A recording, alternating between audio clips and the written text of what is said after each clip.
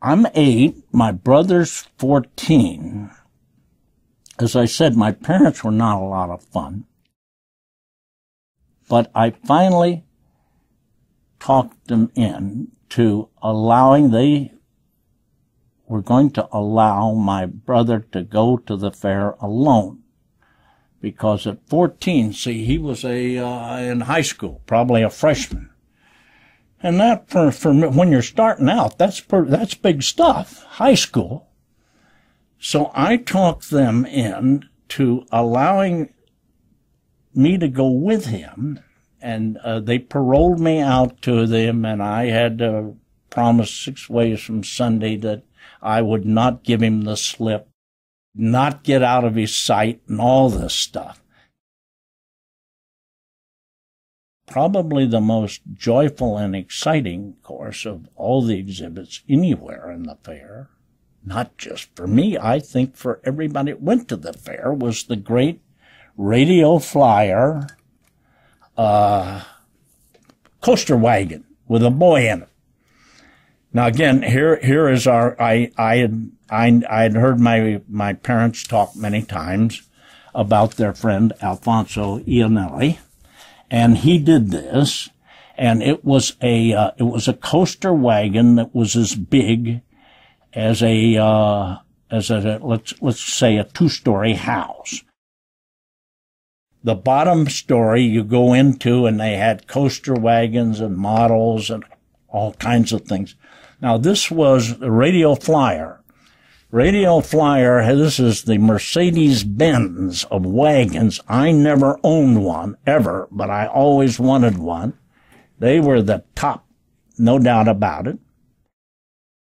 Yes, there's the boy in the coaster wagon. A wonderful one. And of course, everybody loved it because the kid had such a look on its face. You knew that he was going to run his wagon faster than any possible kid could do.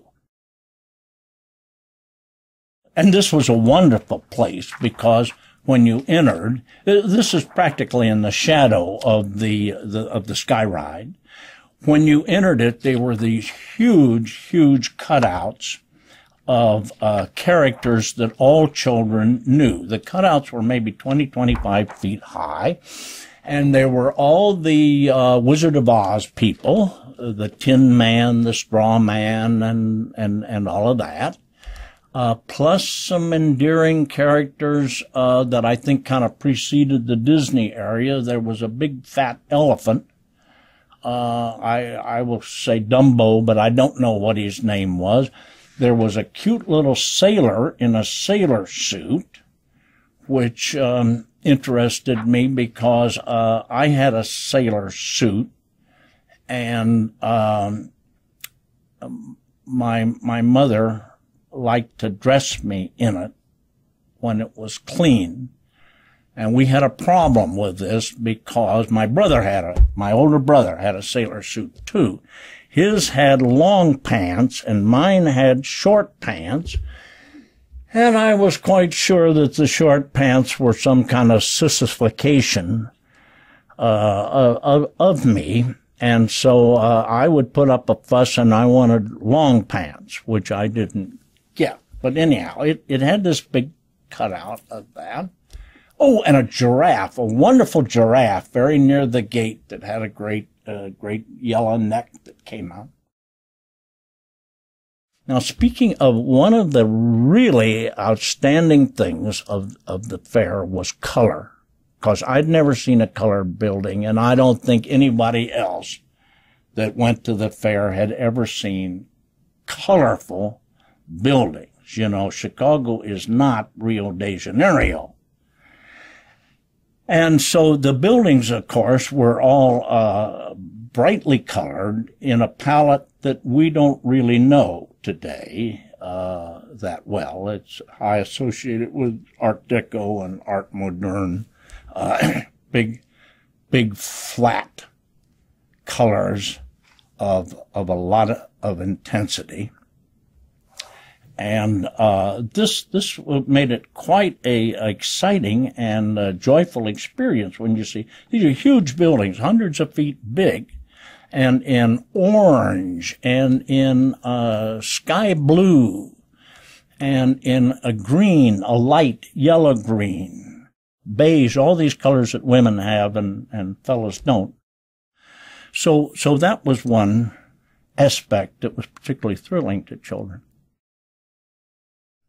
Then let's see. I ought to mention another thing that I was quite impressed with, and that was the Haviland thermometer, because this again was one of Alfonso Nelli's creation. This was a very, very tall white thermometer. It was the other than the Skyride, it was the tallest thing, and it was supposed to be the most looked at and remarked. Yes, there it is. Exhibit, because everybody, these were 2 hot, blazing hot summers, and we'd be getting dust storms. I actually think they got a dust storm in Chicago by a year after this, 35, 36 or something. These were darn hot summers. So what these were great thermometers in which they had red neon lights, many red neon lights, and they had a switch in there and maybe a little man hidden inside or something, and he would set the lights on this,